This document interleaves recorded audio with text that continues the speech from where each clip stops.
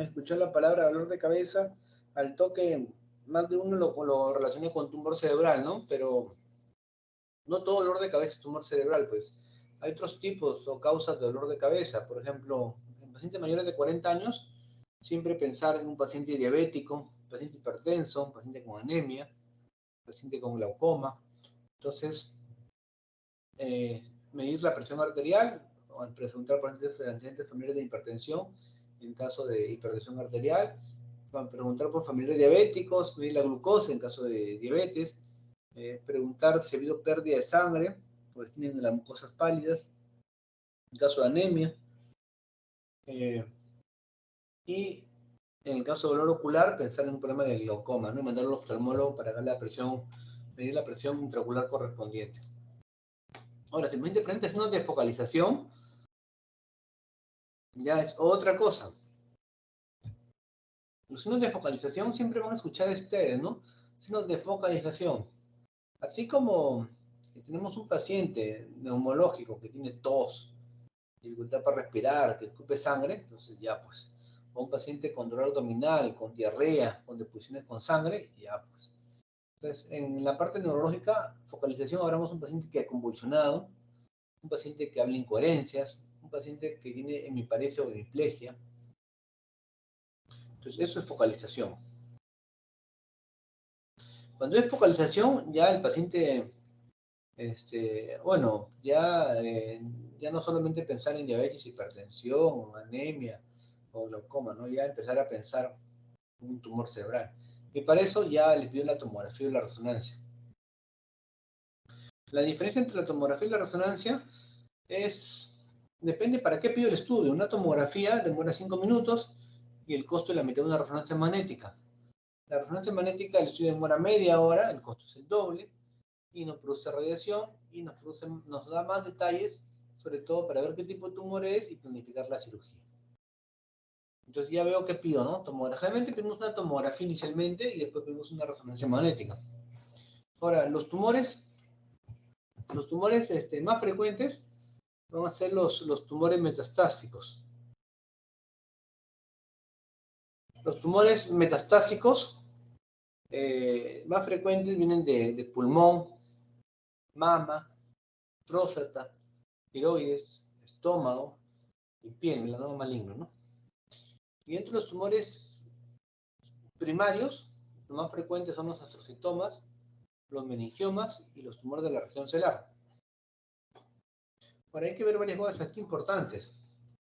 En el caso de la metástasis, se hace un poco de metástasis a nivel del tronco cerebral, lo cual lo hace un poco difícil el diagnóstico, pues porque en este caso, generalmente cuando hay un granuloma o una lesión cerebral, hacemos la biopsia por esteroctaxia y con eso hacemos el tipo de diagnóstico si es un problema neoplásico o infeccioso, el diagnóstico diferencial es tumor tuberculosis.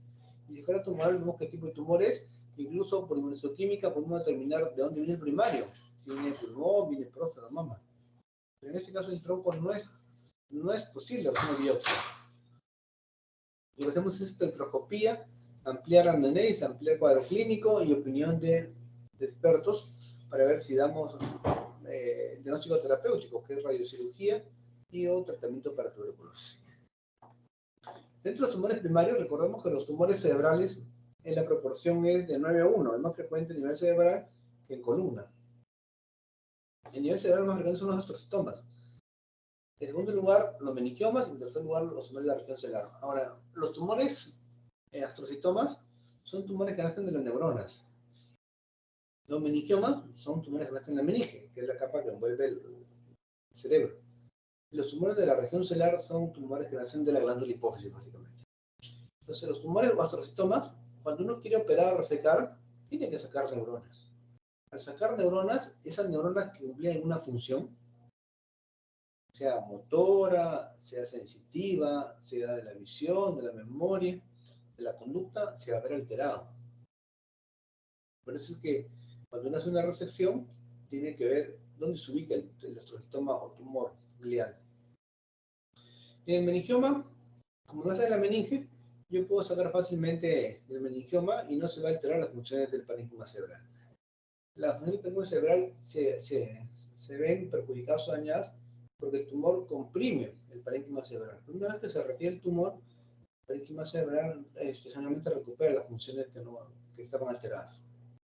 Ahora, no todos los meningiomas nacen en la convexidad. Hay meningiomas que nacen en la base del cerebro, porque pasan las arterias y venas y nervios en la base del cráneo, y eso es una cirugía muy compleja para poder retirar todo el tumor. Y los tumores de la región celular, que es todo un mundo, que hablamos de, por el tamaño van a producir problemas de visión, y por el problema de las hormonas van a producir cambios endocrinológicos, como vamos a ver más adelante. Entonces, hay una clasificación de la Organización Mundial de la Salud que clasifica los tumores del sistema nervioso central, ¿no? Acá están todos los tumores, son 2 diapositivas. Los oligodendrogliomas, oligodendrogliales, astrocíticos, los tumores astrocíticos, los tumores ependimales, otros gliomas, tumores del plexo coroideo, tumores neuronales y mixtos neurogliales, tumores de la región pineal, tumores embrionarios, tumores de los nervios craneales y paracraneales, meningiomas, mesenquimales, no meningoeteliales, tumores melanocíticos, linfomas, tumores mielocíticos, tumores germinales, tumores de la región celular y los tumores metastásicos. Son sus diferentes subtipos, ¿no? Entonces, esta clasificación se basa en la parte histológica y aparte también se le agregó la parte de estudio genético, la IDH.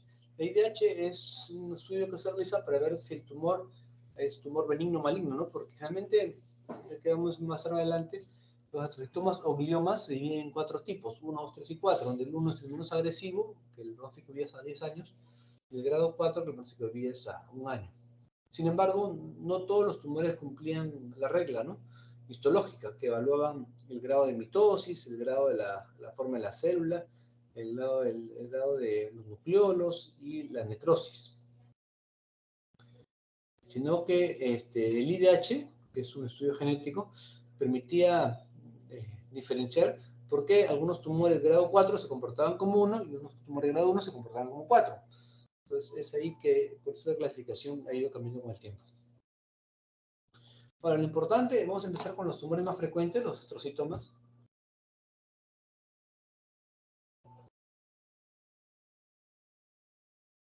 Los astrocitomas, que son tumores del parénquima cerebral, nacen de las neuronas. Entonces, es importante conocer el ser elocuente, ¿no? La cirugía, o sea, la cura no puede ser peor que la enfermedad. Cuando yo voy a resecar un segmento del parénquima cerebral, debo saber si se encuentra un área elocuente o no elocuente. Un área elocuente es un área importante, hablamos de lenguaje o función motora. Esas áreas de preferencia no las toco, porque si las toco voy a acelerar la enfermedad y pues te va a quedar postrado, y la postración va a influir negativamente en el pronóstico y calidad del paciente. Por ejemplo, acá una resonancia magnética donde se ve un glioma frontal derecho, el lado left, es una regla de centímetros. Entonces hacemos una resonancia magnética funcional, en la cual se pide al paciente que mueva la mano izquierda. Entonces se pinta en el software, de color amarillo, rodeado por un halo naranja, la zona donde se encuentra el movimiento de la mano izquierda. Digamos la zona gris irregular que corresponde al tumor. Entonces yo sé que esta zona no la debo tocar, solo debo tocar la zona del tumor, porque si lo hago, estaría acelerando la pérdida de fuerza de la mano izquierda. Recuerden que las fibras se cruzan, ¿no? Si compromete el hemisferio cerebral derecho, va a haber daño en mi cuerpo izquierdo. La tractografía, que también ayuda. Tenemos acá, por ejemplo, un tumor del área motora. Vamos a realizar una estimulación cortical intraoperatoria. Como les dije, hay reparos anatómicos que uno se puede ayudar para ver cuáles son las zonas elocuentes y no elocuentes, sobre todo la zona del lenguaje, el lenguaje y la fuerza motora. Sin embargo, esto no es suficiente, por eso que nace la resonancia magnética funcional. Sin embargo, la analítica funcional que les mostré en el software, pintada de color amarillo-naranja, no es completamente seguro. Entonces, para eso existe la estimulación cortical intraoperatoria. Entonces vemos acá la resonancia magnética con la tumoración de color gris, la resonancia magnética funcional que es de color amarillo con naranja. Entonces, para verlo de la mano del lado contralateral, del lado izquierdo, vemos la zona de la granitomía, vemos la radiación tumoral, acá hay un hueco ahí, que es el color negro, que es el que utiliza para hacer hemostasia. Vemos aquí la maquinita que usamos como estimulador cortical intraoperatorio, y vemos que la mano del lado izquierdo, al estimular, se va a mover, entonces eso nos permite marcar la zona de la función motora de la mano izquierda, en la cual debemos conservar y no dañar para que la mano izquierda se siga moviendo. Tenemos acá un video que demuestra lo que les estaba mencionando. Vamos a verlo.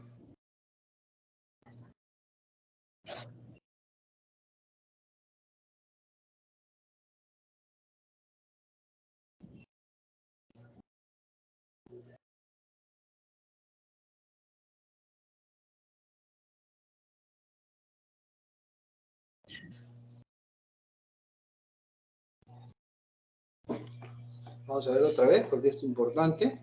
Esto es lo que está avanzando mucho en la neurocirugía en cuanto a la estimulación cerebral intraoperatoria, incluso estoy haciendo en provincia, en Lima. En Lima ya es algo de rutina.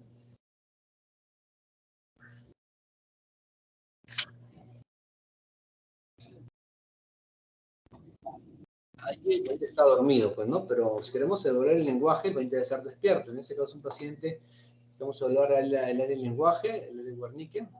Entonces, vemos una lesión temporal izquierda, vemos la resonancia magnética funcional con la parte del lenguaje, y vamos a hacer la cirugía. Vemos acá ya se marcó el lenguaje.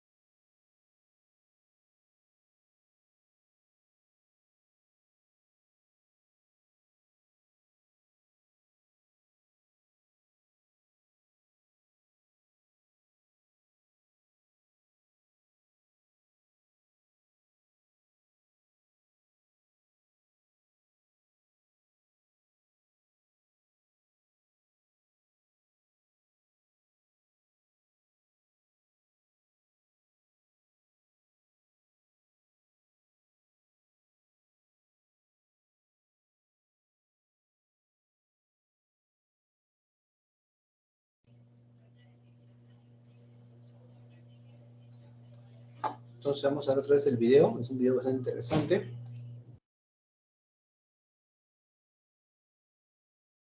Se dan cuenta, el paciente está despierto, está sin un tubo en la boca, una mascarilla orofaringe, y un campo de plástico estéril, y el cerebro está descubierto dentro de la cutaneo, la tractomía ósea, la fractura dura, y estamos trabajando sobre, como se ve en la imagen del lado izquierdo, el parénquima cerebral expuesto. Entonces, hemos marcado con número 22 de el lenguaje. Esa zona es la que no hemos tocado. Estamos estimulando acá y vemos eso.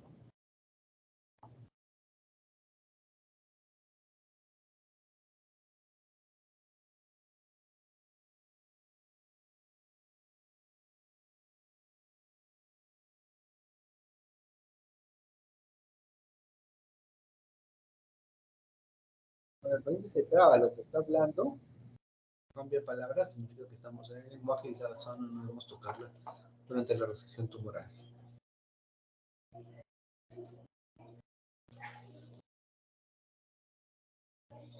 Acá vemos más casos, un glioma de bajo grado. Esta es la imagen A, la foto intraoperatoria antes de la resección, y la foto B después de la resección, ¿no? Uno seguía por patrones anatómicos para hacer la resección correspondiente al tumor.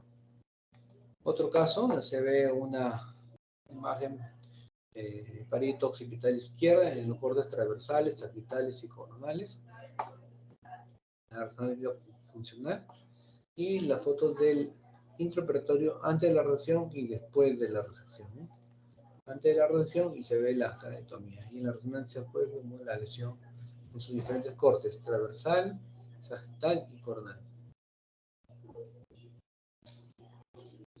Entonces los gliomas es un grupo heterogéneo, como dicen en las diapositivas de la legislación de la Organización Mundial de Salud.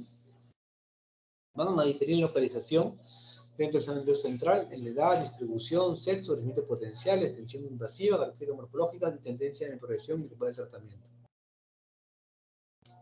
Se estima 17.000 tumores cerebrales primarios diagnosticados en USA, aproximadamente más de la mitad son gliomas. Localización en fibras cerebrales y menor frecuencia pueden afectar tronco y médula espinal. Esos tumores van a hacer compresión, invasión, destrucción del parénquima con hipoxia, competición por nutrientes, producción de radicales libres, liberación de inhibidores celulares que disrumpen la función del parénquima normal. Esto es lo importante, ¿no? Antes, la clasificación básica era esta. Grado 1, 2, 3 o 4. Un glioma o osteoblastoma son sinónimos.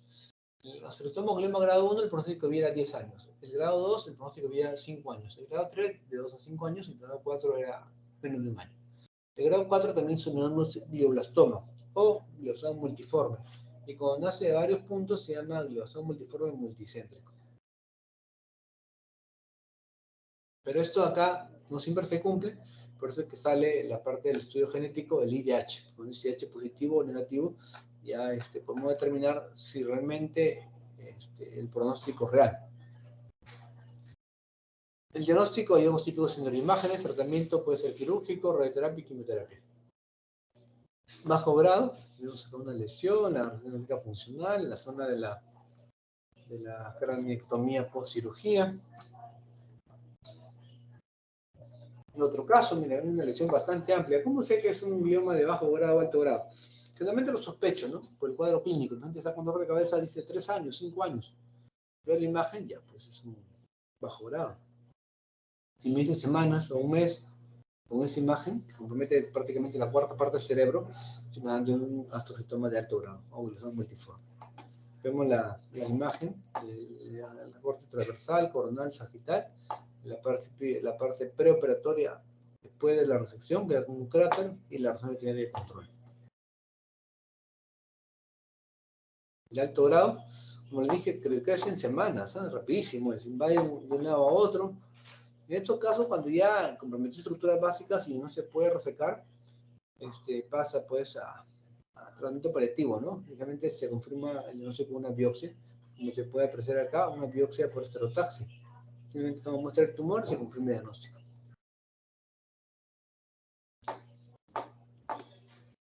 Otro caso, una lesión bastante amplia, profunda.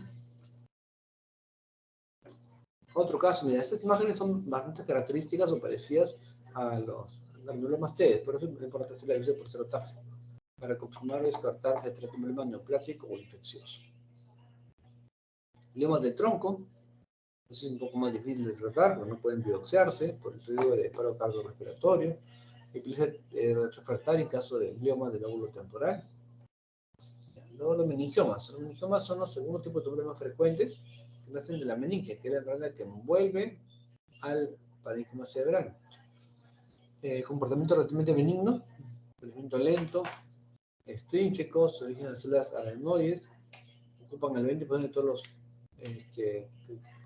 neoplasias intracraneales. Vamos acá ese cuadrito, vemos que el 85-95% son benignos. Entonces significa que el pronóstico de vida, la supervivencia es de 80-90% y la supervivencia libre de enfermedad es de 75 a 90%. Comparado con el grado 3, que sí es un linfoma típico, de 1 a 5%, en el cual la supervivencia a los 10 años es solo de 14 a 34% y libre de enfermedad es de 0%. Esto de acá se determina con estudio de anatomía patológico y inmunohistoquímica, que puede ayudar mucho para determinar el tipo de tumor. Los meningiomas, como dije, nacen de la meninge, pueden producir prostosis, generalmente tienen una imagen muy característica de la cola oral, que vamos a ver más adelante.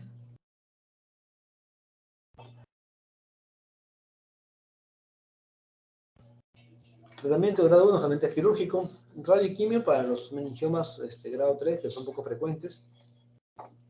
Vemos acá una extensa lesión tumoral frontal derecha.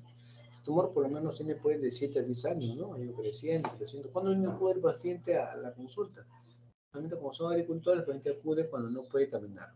Cuando el tumor, producto del edema que produce el comprimir el parénquima cerebral, no puede caminar. Sin embargo, ante la cirugía, si logramos extraer el tumor y dañar lo menos posible el parénquima cerebral, el paciente puede recuperar la fuerza muscular. Pues acá parte de la fase de la cirugía, vemos el colgajo cutáneo, se ha desplazado, se saca la plaqueta y ahí nomás el tumor. Como les dije, los meningiomas nacen de la envoltura del parénquima cerebral. Retiramos el meningioma, en la parte de fondo queda debido que es un gisel, damos la pieza operatoria con la plaqueta ósea. La control es post cirugía, donde se da básicamente edema, hay un poco de boca de aire evolucionado. Un meningioma acá, vemos aquí la cola oral. Esta es la tomografía post cirugía, esta acá es la pieza operatoria.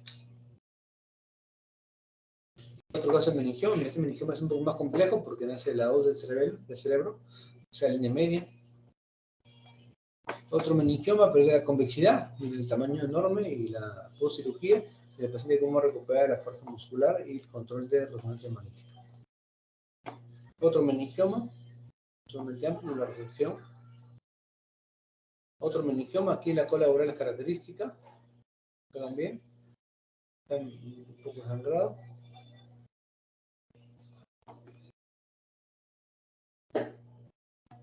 Un punto clave que deben tener ustedes es los tumores del ángulo pontocerebroso. Hablamos de los meningiomas, pueden ser los chonomas. Esta pregunta siempre viene, y es porque el tumor del ángulo pontocerebroso compromete parejas craneales 7, 8, 9, 10 y 11. Puede haber hipoacusia, parálisis facial y dificultad para deglutir. Tienen este meningioma que aparentemente benigno, pero miren, se nace de la voz del cerebro y cómo se hace un meningioma bilateral, ¿no? Lo cual daña mucho el cerebro y no es tan fácil de sacar quirúrgicamente. Los tumores de la región celular, como se acuerdan de eso, pueden ser los tumores que pueden ser de acuerdo al tamaño o a la secreción de hormonas. Tercer tipo de tumor más frecuente, 10 a 15% de tumores craneales. Hay algo incidental en el 10% de las necropsias. La morbilidad está relacionada con el compromiso de estructuras adyacentes. La mortalidad es baja. Pero esto es lo importante. Tamaño o producción de hormonas. El tamaño. ¿Por qué el tamaño? Porque como se encuentra bajo el canal óptico, la glándula hipófisis, si el tamaño es más de 10 milímetros o 1 centímetro, va a empezar a comprimir el canal óptico. Pero si el tamaño es menor a 10 milímetros o 1 centímetro, no va a comprimir el canal óptico. Entonces, si el tumor es chiquito, hasta ahí no habría indicación para cirugía. ¿Por qué eso después el paciente? Porque el tumor empieza a comprimir el canal óptico, produce ceguera y hay que operar. Prácticamente se queda ciego. Y ¿cómo sabemos si el tumor produce o no produce hormonas? Por el cuadro clínico y por el dosaje de hormonas. Hacemos el dosaje de hormona de crecimiento, prolactina, perfil tiroideo y cortisol. El 25-30% son adenomas no funcionantes. Si es un adenoma no funcionante y el tumor es chiquito, no es la causa del dolor de cabeza. De repente era diabético, hipertenso, pero nunca le preguntaron ni hicieron un examen de rutina. Pero si el tumor, sea chiquito, sea grande, empieza a producir hormonas, entonces ahí sí puede ser quirúrgico. Puede producir hormona de crecimiento, puede producir ACTH, puede producir problemas tiroideos. Cuando produce prolactina, generalmente se remite al médico con Dostinex o gabergolina. El cuadro clínico va a depender de las hormonas que produzca. Acá es un cuadro clínico bastante detallado. Aumento de prolactina en mujeres, galactorrea, infertilidad, menorrea. En hombres, disminución de líbido, impotencia, oligospermia, galactorrea. Ojo, la galactorrea salía de leche por los senos, ¿no? Realmente se produce fisiológicamente después del parto para dar el lactar al bebé. En estos casos, el aumento de esta hormona de prolactina hace galactorrea tanto en hombres como en mujeres. Aumento con el crecimiento, gigantismo, acromegalia. La pregunta que siempre hacen, Los pacientes dicen, doctor, vengo con acromegalia y gigantismo, o sea, vengo con aumento del tamaño de las manos, los pies y la mandíbula. Después de la operación, ¿esto va a regresionar? No, ya no, porque ya el cambio hormonal ya se produjo. Lo que se va a evitar con la cirugía es que siga creciendo más. Aumento de ACTH, enfermedad de Cushing, aumento de TSH, hipertiroidismo, aumento del LH-FSH, su unidad alfa, disfunción moral. Tenemos acá tumor de la región celular, por el tamaño obviamente da compromiso del diagnóstico, problema de la visión. Hacemos el dosaje de prolactina y si la prolactina está elevada se llama prolactinoma. Otro caso más, hacemos el dosaje de prolactina del tumor de la región celular, pero acá básicamente se opera por compromiso del diagnóstico, aunque también la opción de tratamiento médico con tocineto de arcoíris también es viable. Otro, miren, adenoma de hipófisis. Obviamente este adenoma mide más de 1 centímetro, de gran tamaño. ¿Cómo saben que no es funcionante? Porque hicieron el cuadro clínico, hicieron el dosaje hormonal y salió normal. ¿Por qué se opera? No por el problema hormonal, se opera por el tamaño, para que no dañe el diagnóstico. Otro caso, miren, incluso llegan a ser tan grandes que comprimen el tercer ventrículo, pues hay hidrocefalia.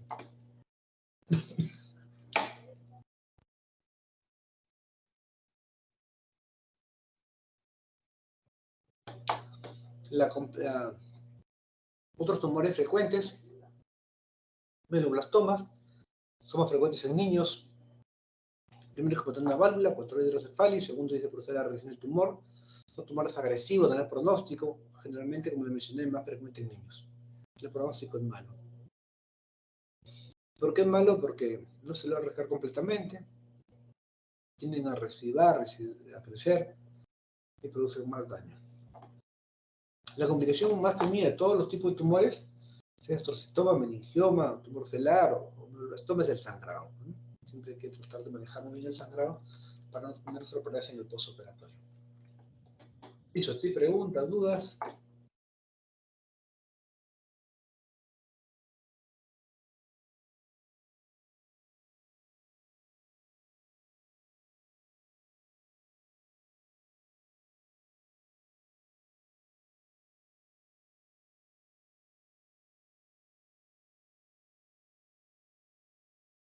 Al parecer no hay preguntas, doctor.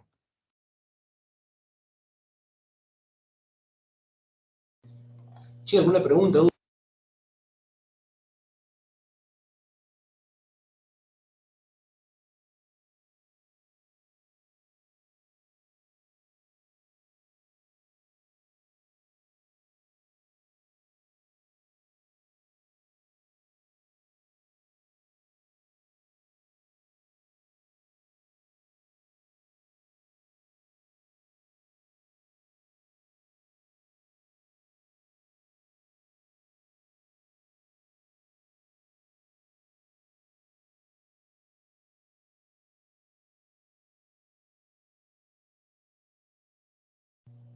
¿Sí? ¿Alguna pregunta, alguna duda?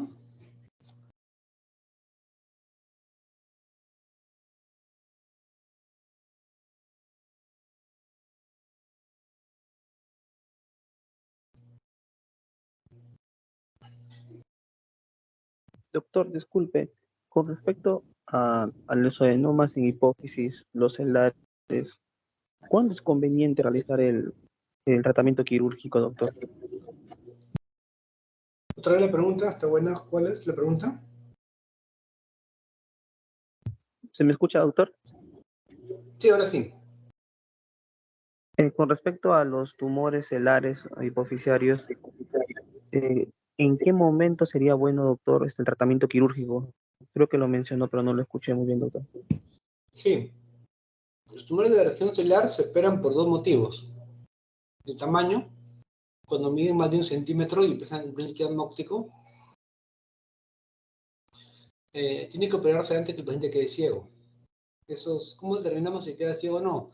Con una campimetría clínica, que lo puede hacer el médico en consultorio, o una campimetría computarizada.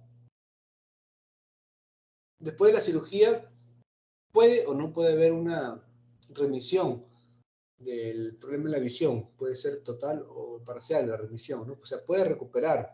Pero si el paciente ya perdió la vista completamente y han pasado semanas, es poco probable que recupere la vista, porque el daño está bravo ya. El daño diagnóstico ya es irreversible. Entonces, lo que debe operarse sí o sí es antes de perder la vista. Ahora, si se opera cuando ya está tocando el quiasma óptico, ya depende ya de su médico tratante, del cirujano tratante, ¿no? Pero si ya empieza a tocar el quiasma óptico y empieza a haber daño del campo visual, es cirugía, desde el punto de vista de tamaño. Ahí el tamaño que consideran es 1 centímetro, ¿no? Pero generalmente el tumor empieza a producir daño del quiasma óptico cuando llega a los 2 o 3 centímetros. Pero el punto de corte de la literatura es 1 centímetro o 10 milímetros, que es lo mismo. Ahora, desde el punto de vista hormonal, hay que considerar que los tumores pueden ser no funcionantes en el 30% de los casos y funcionantes en el 70%. Si es un prolactinoma, los prolactinomas se sabe que responden a la gabergolina o Cinex. Entonces, el tratamiento es médico, entonces, con lo cual logra reducir el tamaño del tumor. ¿Cuál es el problema? El problema es que el tratamiento es de por vida. Cuando deja de tomar el tratamiento, el tumor vuelve a crecer. Ahora, ¿cuándo se recomienda operar? Si un paciente tiene un tumor productor de hormonas, independiente del tamaño, sea grande o chiquito, macro o micro,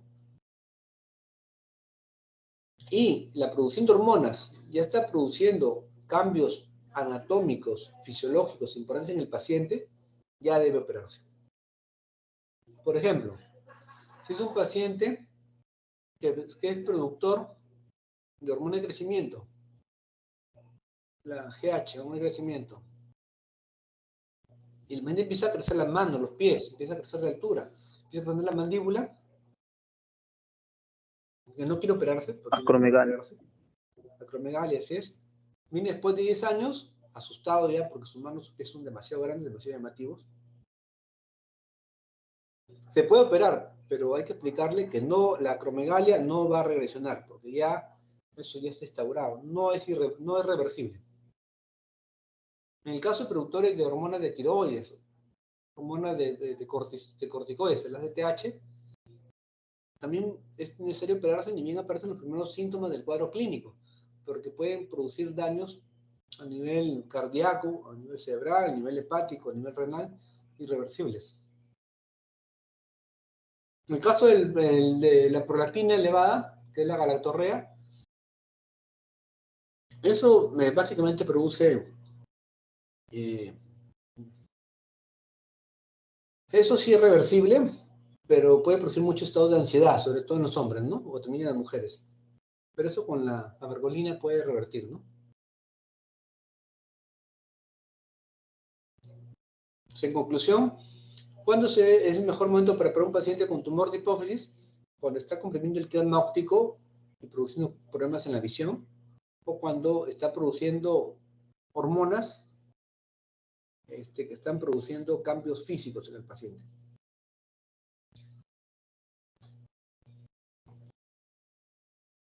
¿Sí?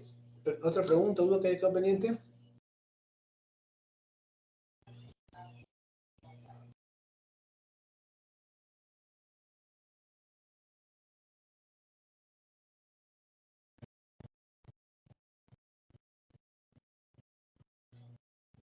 La pregunta de examen es, ¿qué tipo de tumor de hipófisis no se opera?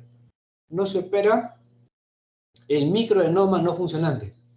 ¿Por qué? Porque si es chiquito, no comprime quiasma óptico, no produce problema de visión. Y si es no funcionante, no produce hormonas. Doctor, ¿y cómo se dieron cuenta que tenía un microadenoma de hipófisis?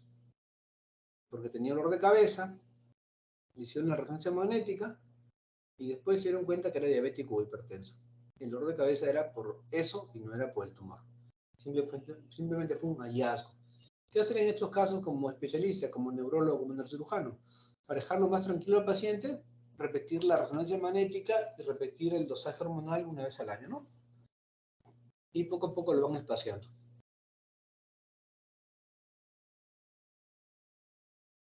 ¿Qué pregunta, duda?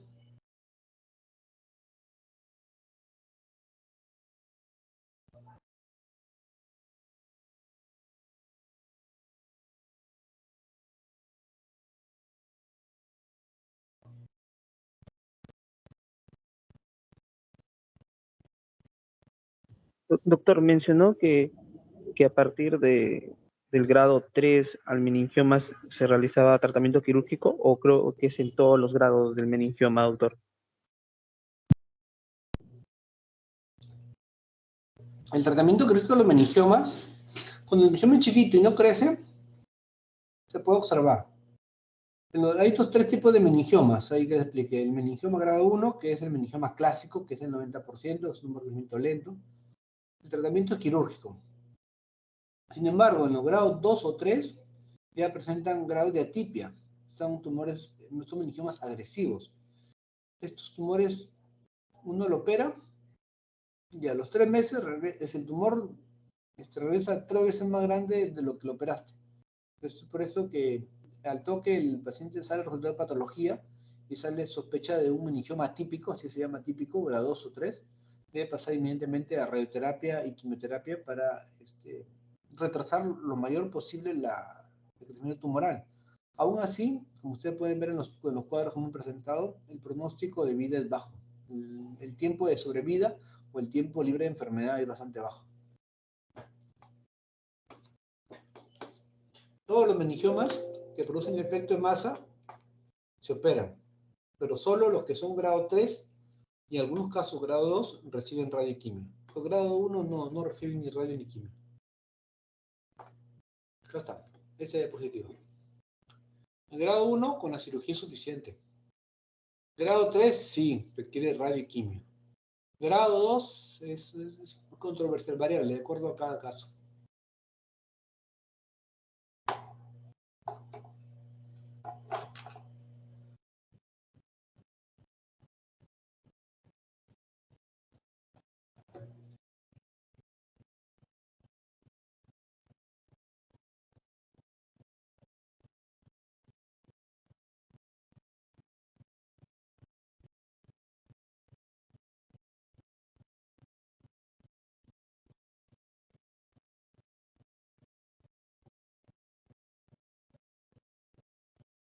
Sí, otra pregunta, Hugo.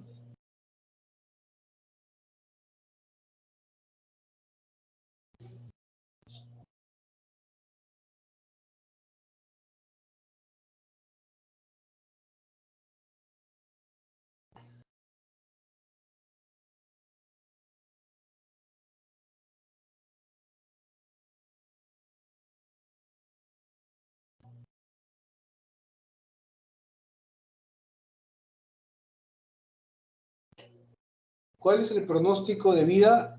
¿Cuál es el tumor primario maligno más agresivo que existe?